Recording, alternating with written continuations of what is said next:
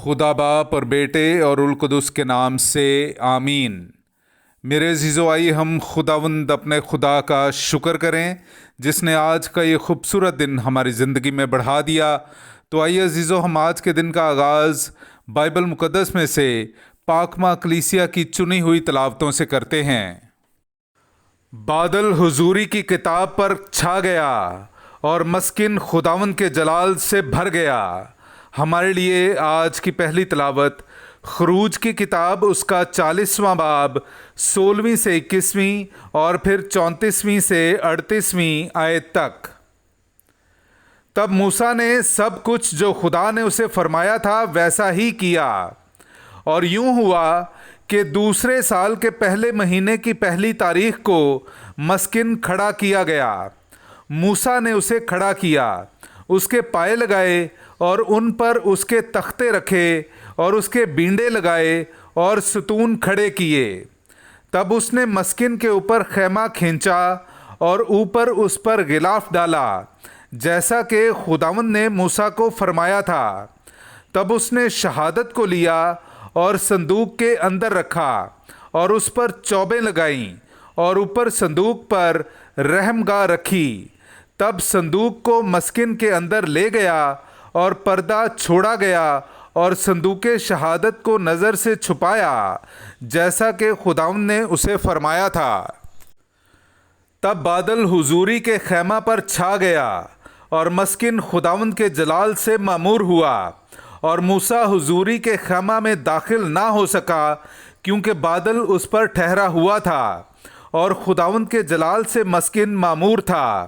اور ایسا ہوا کہ جب بادل مسکن پر سے اٹھ جاتا تو بنی اسرائیل اپنی سب منزلوں میں روانہ ہو پڑتے، اور اگر وہ نہ اٹھتا تو وہ روانہ نہ ہوتے جب تک کہ وہ اٹھ نہ جاتا، کیونکہ دن کے وقت خداوند کا بادل مسکن پر رہتا اور رات کے وقت بادل میں آگ ہوتی۔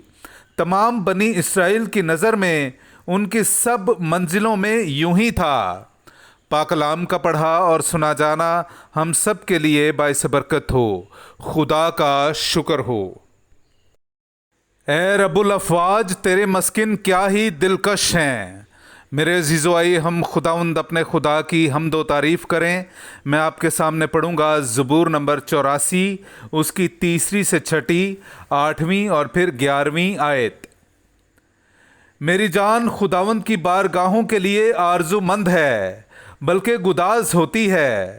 میرا دل اور میرا جسم زندہ خدا کے لیے اشتیاق سے للکارتے ہیں۔ چڑیا کو بھی ٹھکانہ ملتا ہے اور ابابیل کو گھونسلہ، جہاں اپنے بچوں کو رکھے، یعنی تیرے مذہبوں کے پاس، اے رب الافواج، اے میرے بادشاہ اور میرے خدا۔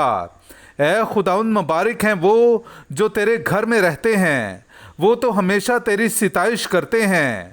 مبارک ہے وہ آدمی جس کی قوت تجھ سے ہے، جب اس کے دل میں زیارت کا خیال ہے۔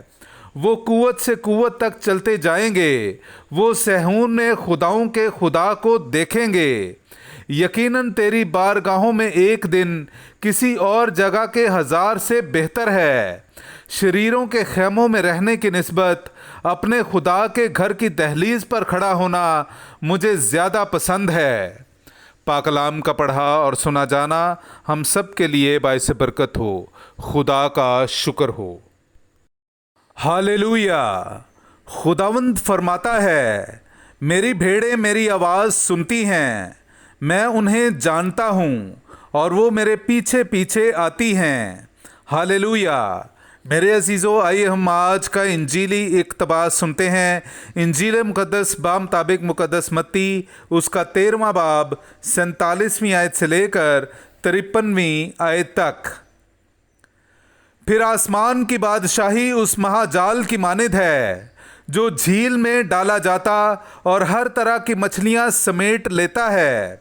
جب وہ بھر گیا تو اسے کھینچ لاتے ہیں اور کنارے پر بیٹھ کر اچھی اچھی برتنوں میں جمع کر لیتے، اور جو کام کی نہ ہوں پھینک دیتے ہیں۔ دنیا کے آخر میں ایسا ہی ہوگا۔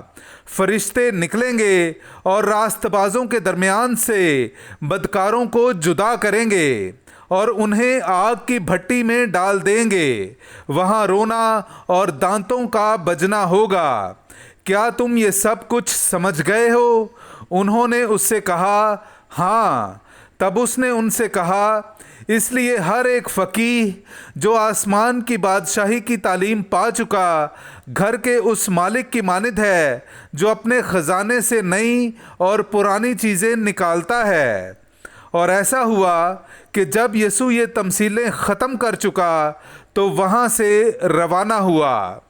پاک کلام کا پڑھا اور سنا جانا ہم سب کے لیے باعث برکت ہو۔ خدا کا شکر ہو۔